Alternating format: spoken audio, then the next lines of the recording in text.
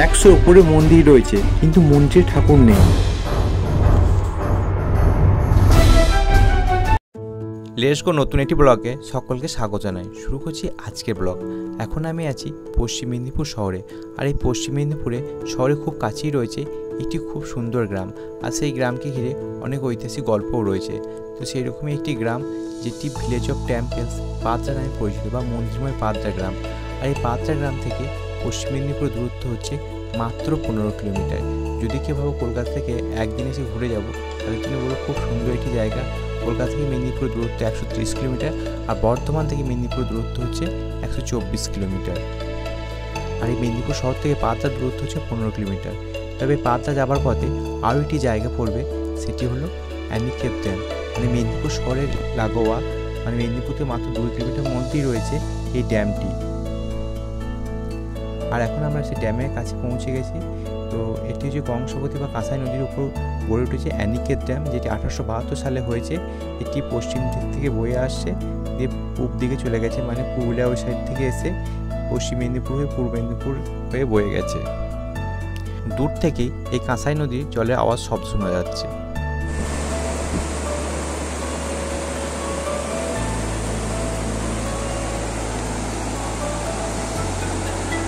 ওই যে ব্রিজটি দেখা যাচ্ছে, ওটি হলো মোহনপুর ব্রিজ, যেটি খড়গপুর ও মেদিনীপুরকে সংযুক্ত করেছে।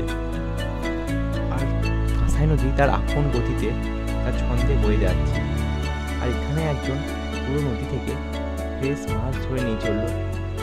কতটা একবারে মাছটা পুরো ফ্রেশ, নদীর জলটা খুবই পরিষ্কার। যেহেতু এখন শরৎকাল, মাঝে মধ্যে বৃষ্টি হচ্ছে, তাই নদীর স্রোতও বেশ ভালো। বেশি যখন তখন কি কাঁসাই নদীকে স্পর্শ না করে গেলে হয়। আর এই নদীর পাশেই রয়েছে মেদিনীপুর অন্যতম একটি পার্ক, ক্ষুদিরাম পার্ক। চলো আমরা এবার এখান থেকে বেরিয়ে যাব। কাঁসাই নদীর পাশ বরাবরের রাস্তা ধরে আমি এগিয়ে চলাম আমাদের গন্তব্য পাত্রা গ্রামের দিকে। রাস্তা যেতে চোখে পড়লো এরকম একটি 3 তলা মাটির বাড়ি। আর এরকম আরও অনেক গ্রাম পার করে আমরা 42 মিনিট সময় লেগে গেল পাত্রা পৌঁছাতে। এখানে চোখে পড়বে রাস্তায় আস্তে আস্তে পাত্রা বলে একটি লেখা থাকবে, একটু বোর্ড, তোমরা সেটা দেখে নিও। আর গুগল ম্যাপ যদি দেখো, তো গুগল ম্যাপের সাথে আমি বলবো কিছু স্থানীয় লোককেও সাহায্য নিও। মানে এখানে এমন কিছু রাস্তা রয়েছে যেটি কিন্তু অনেকটা বুঝতে অসুবিধা হবে। আমরা এখন পাত্রা গ্রামের ভিতরে, রাস্তা খুবই সুন্দর, জায়গাটা চারিদিকটা বেশ সবুজ। আর পাত্রা গ্রামে যখন প্রবেশ করবে সেটাতে যাতে তোমরা ইতিহাসে 250 বছর পুরনো ইতিহাসে পৌঁছে যাবে। তো এখানকার একটি উপশ্রুতি আছে, পাত্রা ছিল কয়েকশো মন্দির, তবে 8 থেকে 11টা মন্দির হতো, এটি কিন্তু কাশীর সমতুল্য হতো। তবে বর্তমানে 34টি মন্দির রয়েছে। আমরা এখন পৌঁছে গেছি আমাদের মেন জায়গায়। গ্রামে প্রবেশ করতেই আমাদের বাঁ দিকে পড়বে কালাচাঁদ মন্দির। আর এই কালাচাঁদ মন্দিরটি কিন্তু চতুষ্কোণ মন্দির। আর এই মন্দিরের মধ্যে 3টি রুম রয়েছে। প্রথম রুমটি রয়েছে লক্ষ্মী জনার্দন, দ্বিতীয়টি হলো একটি রাস্তা, আর তারপরেরটি হলো কালাচাঁদ মন্দির। আর এই যে জায়গাটা দেখতে পাচ্ছ, এই স্থানটির মধ্যে তোমরা কিন্তু তোমাদের গাড়ি বা সাইকেল যাই আনো কোনোটাই কিন্তু ঢোকাতে পারবে না, তোমাদেরকে ওই রাস্তার উপরেই রাখতে হবে। এখানে যে গাড়িটি দেখছো, এখানে যাদের মানে এটার উপর যারা দেখাশোনা করছে তাদেরই গাড়ি। আর এখানে একটি মন্দির, একটি আশ্চর্য ব্যাপার রয়েছে, সেটা তোমার দেখাবো। আর দেখো প্রত্যেকটা মন্দির কিন্তু, যে শিব মন্দিরগুলো রয়েছে এগুলো সবই কিন্তু একটি উঠানের মধ্যে 8 চালার শিব মন্দির। আর শিব মন্দিরের মধ্যে একটি আশ্চর্য জিনিস রয়েছে, চলো তোমাদের দেখায়। দেখো মন্দিরের মধ্যে কোনো মূর্তি বা বিগ্রহ নেই। শিব মন্দির, সেখানে শিবলিঙ্গ থাকা দরকার, সেটি কিন্তু নেই গো। এটা তো তাই, এখানেও সেম, কোনো শিবের মূর্তি বা লিঙ্গ কোনোটাই নেই গো। আর দেখো এখানে যে টেরাকোটার কাজগুলো রয়েছে, এগুলি প্রায় ধ্বংসমুখী বলা যায়।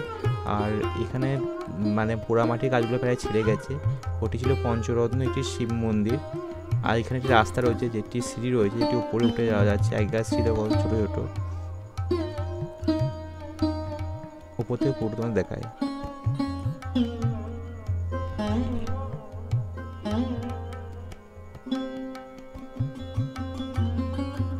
আর্কিওলজি সার্ভে অফ ইন্ডিয়া থেকে এইখানে মানে এই স্থানটি মাত্র 34টি মন্দিরকে সংরক্ষিত করা হয়েছে। আর এই স্থানে মন্দিরকে 3টি ভাগে ভাগ করা হয়েছে। একটি হলো গ্রামে প্রবেশ করতে বাঁ দিকে পড়বে কালাচাঁদ কমপ্লেক্স, ডান দিকে পড়বে নবরত্ন কমপ্লেক্স, আর গ্রামের ভিতরে আছে রাজমঞ্চ কমপ্লেক্স। তো এই যে পুরো জায়গাটা হলো কালাচাঁদ কমপ্লেক্স, মানে যে স্থানটিতে এখন আমি আছি। এক সময় এই স্থানে কত মানুষ না এসে পুজো দিত, তাদের মনোবাঞ্ছা পূর্ণ করত, কিন্তু আজ পুরো জায়গা ফাঁকা, কোনো মন্দির, কোনো দেবতা মন্দির নেই, চারদিকটা ভিড় হয়ে গেছে, কেমন একটা অন্যরকম। আর এখনো কত কাজ রয়েছে মন্দিরে সংরক্ষণ ধরে রাখতে পারে, তাহলে কত মানুষ ঘুরতে আসতে পারবে। আর মন্দিরগুলো যদি পুজো হয় তাহলে মন্দিরগুলো হয়তো আরও অনেক পরিষ্কার থাকবে। তো এখানকার মন্দিরগুলো তো এরকম অবস্থা, তো আরও অনেক মন্দির রয়েছে, সেগুলো তোমাদেরকে আবার ঘুরে দেখাবো। চলো, এই সাইডে বাঁ দিকে আরও কিছু মন্দির রয়েছে, তো এই মন্দিরগুলোর প্রত্যেকটা আলাদা আলাদা নাম রয়েছে।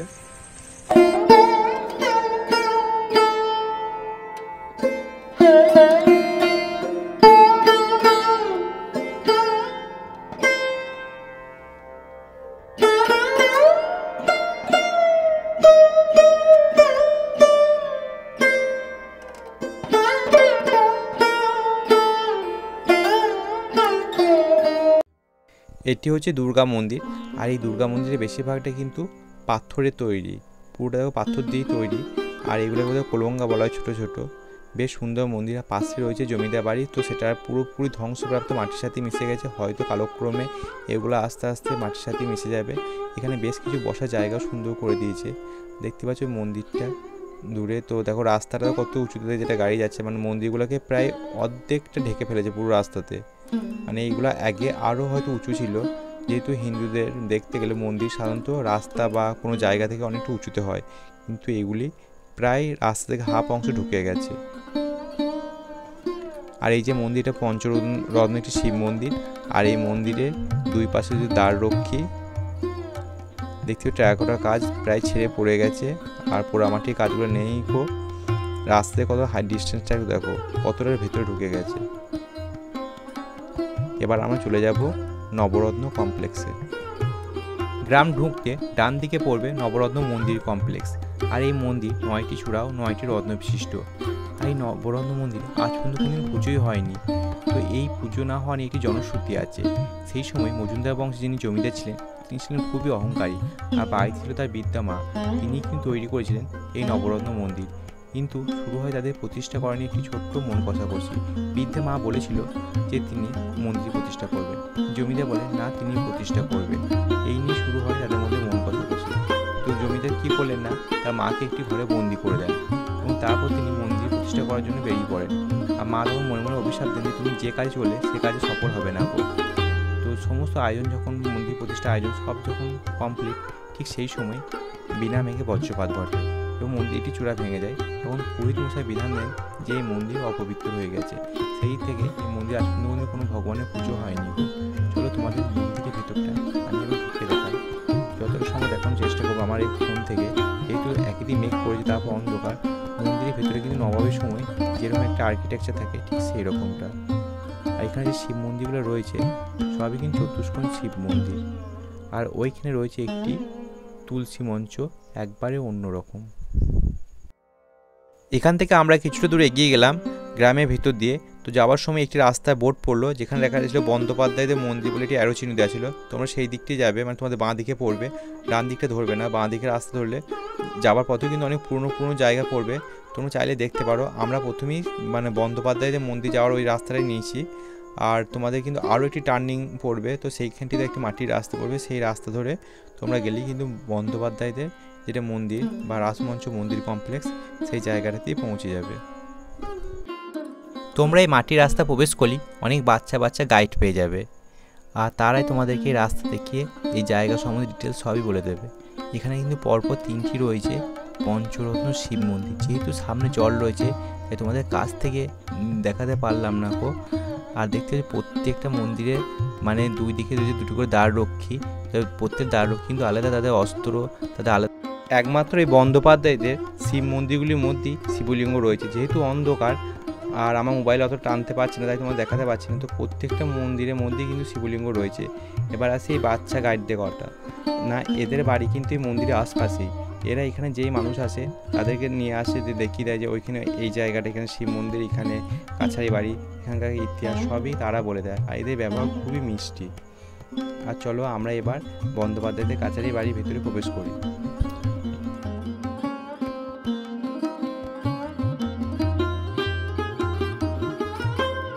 এখন আমরা কাছারি বাড়ির একবারে অন্দরমহলে প্রবেশ করে গেছি। হয়তো সেই সময় হলে অনেক পারমিশন নিতে হতো, তারপর হয়তো ভেতরে প্রবেশ করতে পারতাম। ওই দূরে যে জায়গাটা দেখছো ওখানেও হয়তো কোনো ঘর ছিল যেটি পুরোপুরি মাটির সাথে মিশে গেছে। এরকম হয়তো অনেক মিশে গেছে, অনেক ইতিহাস।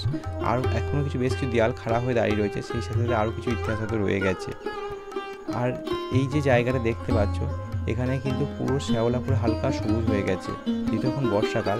আর একটা ঘরের পর আরেকটা ঘর, এই পুরো কাছের বাড়ি কিন্তু 3 তলা। দেখতে পাচ্ছ তো শুধু ছাদগুলো কিন্তু নেই, ছাদগুলো পুরোপুরি ভেঙে পড়ে গেছে আর অবশিষ্ট কিছু অংশ রয়ে গেছে।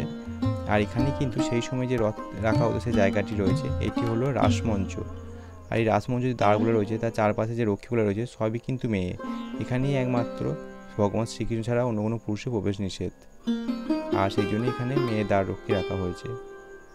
আর পাশে যে বোর্ডগুলো রয়েছে এখানে কিন্তু অনেক কিছু লেখা রয়েছে, একটু পজ করে পড়ে নিও। আর এটি হচ্ছে পাত্রা গ্রামের ধর্মরাজ মন্দির।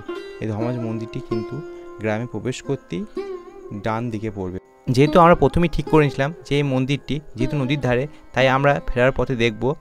আর তাই দেখতে পাচ্ছি কাঁসাই নদী পুরো পাশ দিয়ে বয়ে গেছে, খুব একটা দূরে নয়। আর এই মন্দিরের মধ্যে যে বিগ্রহ বা মূর্তি রয়েছে সেটি কিন্তু অন্য একটি স্থানে পুজো হয়।